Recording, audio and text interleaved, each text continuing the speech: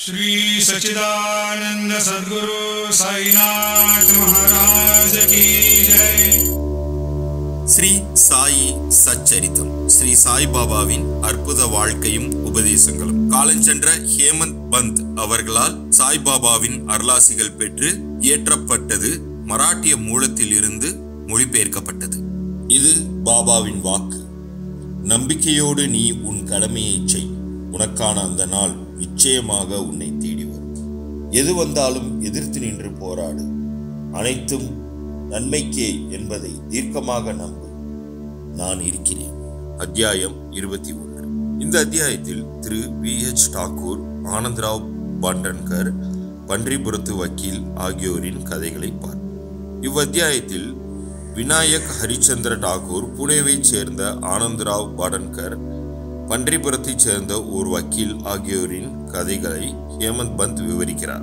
இந்த கதைகளை எல்லாம் நிறைந்த பொருள் செறிவுடன் சுவையானவையாக நாம் எடுத்துக்கொள்ள வேண்டும். அவைகளை மிகவும் கவனத்துடன் கற்று கிரகித்து கொண்டால் வாசகர்களை அது ஆன்மீக பாதைக்கு அழைத்துச் செல்லும். முன்னுரை. முற்பிறவிகளில் சேகரித்த நல்வினைகள் என்ற ரூபத்தில் உள்ள நமது நல்ல அதிர்ஷ்டமே முனிவர்களின் கூட்டுறவை நாம் பெறுவதற்கு அடிக்கோடிட்டு அதனால் பயன் எய்தும்படி செய்கின்றது என்பது பொதுவான நீதியாகும். இந்நீதியின் விளக்கமாக ஹேமந்த் பந்த் தனது சொந்த நிகழ்ச்சியை எடுத்து காண்பிக்கிறார். பம்பாயின் புறநகர் பகுதியான பாந்த்ராவில் பல ஆண்டுகளாக அவர் ஒரு ரெசிடென்ட் மாஜிஸ்ட்ரேட்டாக இருந்தார். பீர் மௌலானா என்னும் பெயருடைய புகழ்பெற்ற முகமதிய முனிவர் ஒருவர் அங்கு வசித்து வந்தார். பல இந்துக்கள், பார்சியர்கள் மற்றும் பல மதத்தினரும் அவரிடம் சென்று தரிசனம் பெறுவது வழக்கம். யூனுஸ் என்ற பெயர் கொண்ட பீர் மௌலானாவின் முஜாவர், அதாவது பூஜாரி, இரவும் பகலும் பல முறை பீர் மௌலானா அவர்களை சென்று தரிசிக்கும்படி ஹேமந்த் பந்தை வற்புறுத்தி வந்தார். ஆனால் என்ன காரணத்தினாலோ அவரால் பீர் மௌலானாவை தரிசிக்க முடியவில்லை. பல ஆண்டுகளுக்கு பிறகு அவருடைய முறை வந்தது. ஷிரடிக்கு அவர் அழைக்கப்பட்டார். அவர் அங்கேயே சாய்பாபாவின் தர்பாரில் நிரந்தரமாக சேர்க்கப்பட்டார். துரதிர்ஷ்டம் உள்ளவர்கள் முனிவர்களின் இத்தொடர்பை பெறுவதில்லை. அதிர்ஷ்டசாலிகள் மட்டுமே அதை பெறுகிறார்கள். ஹேமந்த் பந்த் அவர்களுக்கு அந்த அதிர்ஷ்டம் கிடைத்தது. முனிவர்களின் நிறுவனங்கள், அதாவது ஆசிரமங்கள், நினைவுக்கு எட்டாத பழங்காலத்தில் இருந்து இவ்வுலகில் முனிவர்களுடைய ஆசிரமங்கள் இருந்து வந்திருக்கின்றன. வெவ்வேறு முனிவர்கள் வெவ்வேறு இடங்களில் தம்மை தாம் தோற்றுவித்துக் கொண்டு தங்களுக்காக ஒதுக்கப்பட்ட பணித்திட்டங்களை நிறைவேற்றுகிறார்கள். வெவ்வேறு இடங்களில் செயலாற்றிய போதும் அவர்கள் அனைவரும் ஒருவரே ஆவர். அனைத்தும் வல்ல பரம்பொருள் என்கின்ற பொதுவான ஆணையுரிமையின் கீழ் அவர்கள் அனைவரும் ஒத்திசைவுடன் செயல்படுகிறார்கள். அவர்கள் ஒவ்வொருவருக்கும் மற்றவர்கள் தத்தம் இடங்களில் என்ன செய்து கொண்டிருக்கிறார்கள் என்பது மிக நன்றாகவே தெரியும். தேவை ஏற்படும் போது பிரிதொருவரின் வேலையை நிறைவு செய்கிறார்கள். இதை விளக்கும் ஒரு நிகழ்ச்சி கீழே தரப்படுகிறது. திரு டாக்கூர், VH டாக்கூர் என்பவர் வருவாய்த்துறை அலுவலகத்தில் ஒரு குமாஸ்தா. அவர் ஒரு முறை ஒரு சர்வே கோஷ்டியுடன் பெல்காமுக்கு, அதாவது தெற்கில் உள்ள மகாராஷ்டிரத்திற்கு அருகில் உள்ள வட்காவனுக்கு வந்தார்.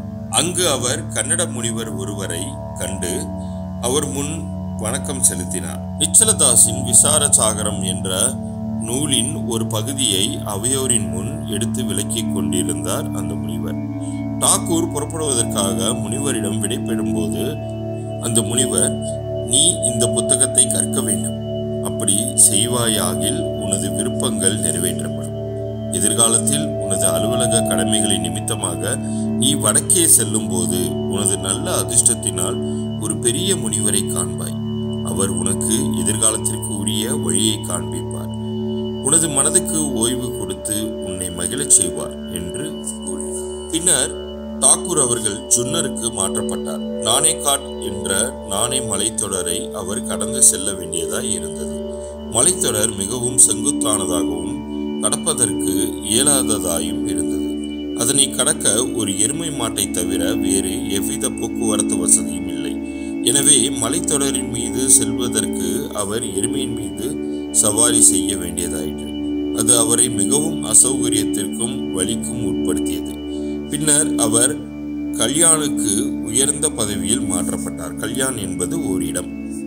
அங்கு அவருக்கு நானா சாஹேப் சந்தோர்கரின் பழக்கம் ஏற்பட்டது. சாய்பாபாவை பற்றி அவரிடமிருந்து நிறைய கேள்விப்பட்டிருந்தார். அவரை பார்க்க விரும்பினார். அடுத்த நாள் நானா சாஹேப் ஷீரடிக்கு செல்வதாய் இருந்தார். போகும்போது டாகூரையும் தன்னுடன் கூட வரும்படி அழைத்தார்.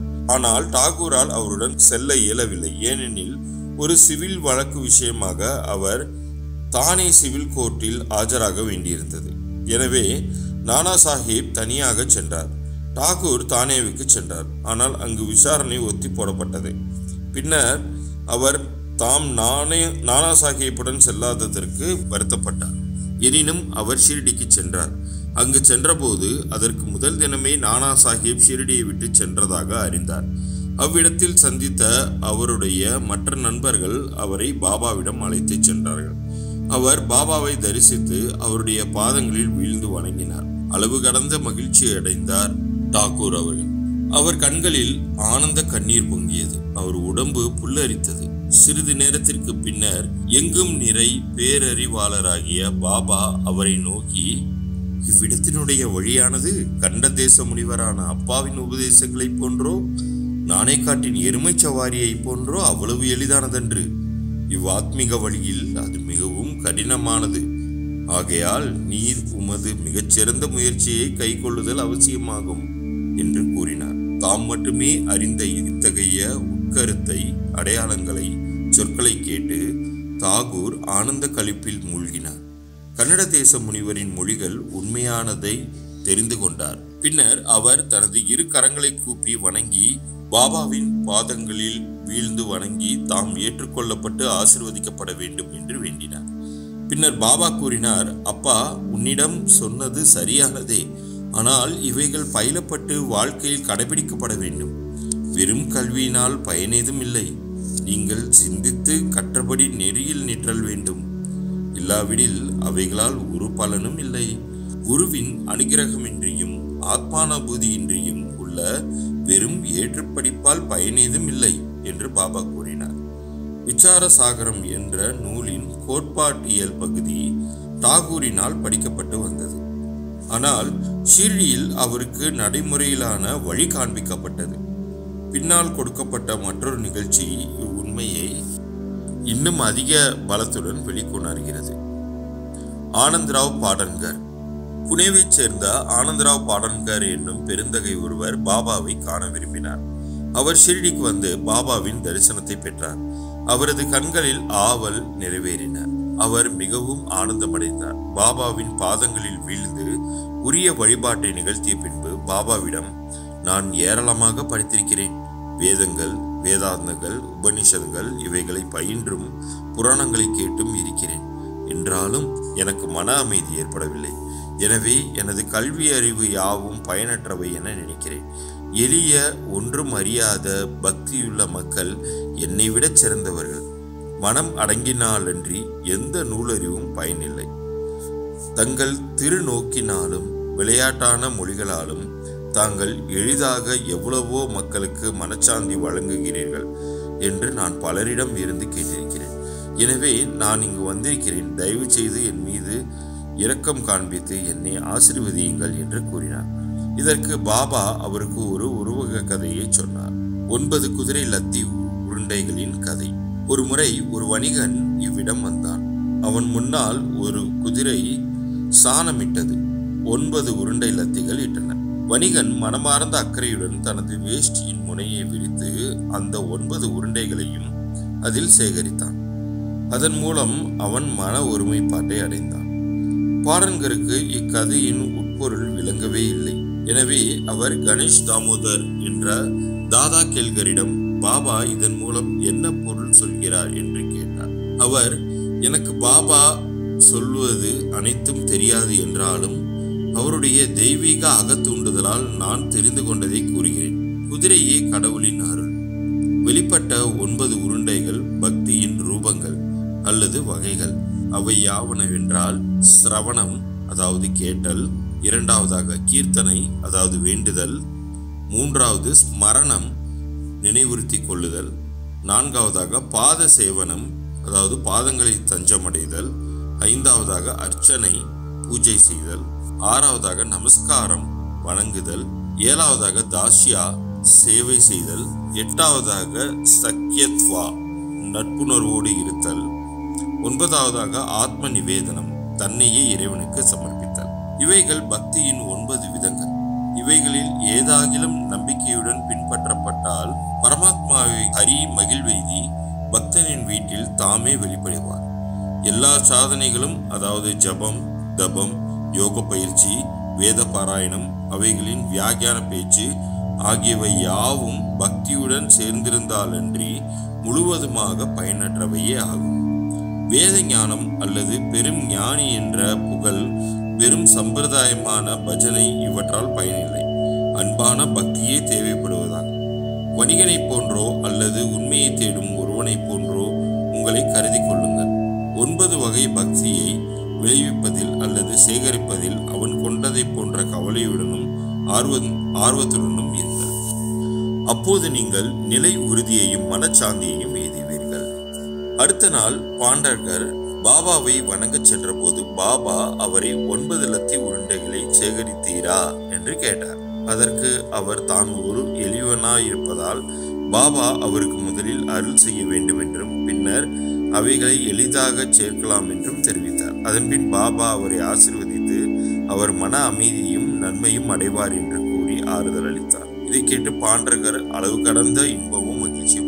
அடுத்ததாக பண்டரிபுரத்து வக்கீல் பற்றிய பாபாவின் எங்கும் நிறை பேரறிவையும் மக்களை திருத்துவதையும் சரியான பாதையில் அவர்களை நெறிப்படுத்துவதையும் காட்டும் சிறுகதை ஒன்றினை கூறி இவ்வத்தியாயத்தை முடிப்போம். ஒரு முறை பண்டரிபுரத்தில் இருந்து ஒரு வக்கீல் ஷீரடிக்கு வந்து மசூதிக்கு சென்றார். சாய்பாபாவை கண்டார். அவர்தம் பாதத்தடியில் வீழ்ந்தார். கேட்காமலேயே சிறிது தட்சிணை அளித்தார். ஒரு மூலையில் அமர்ந்து நடைபெற்றுக் கொண்டிருக்கும் உரையாடலை கேட்க ஆர்வமுள்ளவராக இருந்தார். பின்னர் பாபா தமது முகத்தை அவர் பக்கம் திருப்பி, மக்கள் தாம் எவ்வளவு வஞ்சனை உடையவர்களாக இருக்கிறார்கள். அவர்கள் பாதங்களில் விழுகிறார்கள், தட்சிணை அளிக்கிறார்கள், அந்தரங்கமாக காணாத இடத்தில் சென்று திட்டுகிறார்கள். இது அற்புதமாக இல்லையா என்று கூறினார். இக்குறிப்பு வக்கீலுக்கு பொருத்தமானதாக இருந்தது. ஒருவருக்கும் இக்குறிப்பு விளங்கவில்லை. வக்கீல் இதை கிரகித்தார். ஆனால் அவர் அமைதியாக இருந்தார். அவர் வாதாவுக்கு திரும்பிய போது வக்கீல் காகா சாஹிப் தீக்ஷித்திடம் சொன்னதாவது, பாபா குறிப்பிட்டது சரி நுட்பமாக உண்மையே ஆகும். இக்கணை என் மேல் எய்யப்பட்டது. அதாவது மற்றவர்களை திட்டுவதிலோ அவதூறு பேசுவதிலோ நான் மனம் போன போக்கில் போகக்கூடாது என்ற எனக்குரிய குறிப்பே ஆகும். அது பண்டரிபுரத்தின் முன்சீப் அல்லது சப் ஜட்ஜ் தனது உடல் நல முன்னேற்றத்தை முன்னிட்டு இவ்விடம் வந்து தங்கியிருந்த போது பண்டரிபுரத்தின் பார் ரூமில், அதாவது வக்கீல்கள் அறையில், இந்த விஷயத்தை பற்றி விவாதம் நடந்தது. துன்புறுத்தி வந்த நோய்கள் யாவும் சாய்பாபாவின் பின்னால் போனால் மட்டும் மருந்துகள் இன்றி சரியாகிவிடுமா என்ன? சப்ஜெக்டை போன்ற படித்தவர்கள் இதை போன்ற முறைகளை அனுசரிப்பது சரியா என்று பார் ரூமில் விவாதிக்கப்பட்டது. அதாவது மறைமுகமாக சாய்பாபா அவதூறு பேசப்பட்டார் அல்லது குறை கூறப்பட்டார். நானும் இந்த விஷயத்தில் கொஞ்சம் பங்கு கொண்டேன். இப்போது சாய்பாபா எனது ஒழுங்கீனத்தை எடுத்து காட்டினார். இது எனக்குரிய உபதேசமாகும். அதாவது நான் பிறரை தூற்றுவது, துஷ்பிரச்சாரம் செய்வது இவற்றில் தன்னிச்சையுடன் செயல்படக்கூடாது என்பது பற்றியும், அனாவசியமாக பிறர் காரியங்களில் தலையிடக்கூடாது என்பது பற்றியும் ஆகும். ஷீரடி பண்டரிபுரத்திலிருந்து 300 மைல் தூரத்தில் இருக்கிறது. எனினும் அங்குள்ள பார் அறையில் என்ன நிகழ்ந்தது என்பதை பாபா தமது எங்கும் நிறை பேரறிவால் அறிந்திருந்தார். இடையில் உள்ள இடங்கள், ஆறுகள், காடுகள், மலைகள் யாவும் அவர்தம் அனைத்தையும் உணரும் பார்வைக்கு தடை செய்வன அல்ல. அவர் எல்லோருடைய இதயங்களும் பார்க்க முடியும், படிக்க முடியும். எதுவும் அவருக்கு ரகசியமோ மறைக்கப்பட்டதோ இல்லை. அண்மையிலோ தூரத்திலோ உள்ள ஒவ்வொன்றும் பட்ட பகலொளியைப் போல தெளிவாகவும் சுத்தமாகவும் அவருக்கு தெரியும். ஒரு மனிதன் பக்கத்தில் இருந்தாலும் தூரத்தில் இருந்தாலும் அவன் சாய்பாபாவின் எங்கும் நிறைகூர்ந்த பார்வையில் இருந்து தப்ப முடியாது.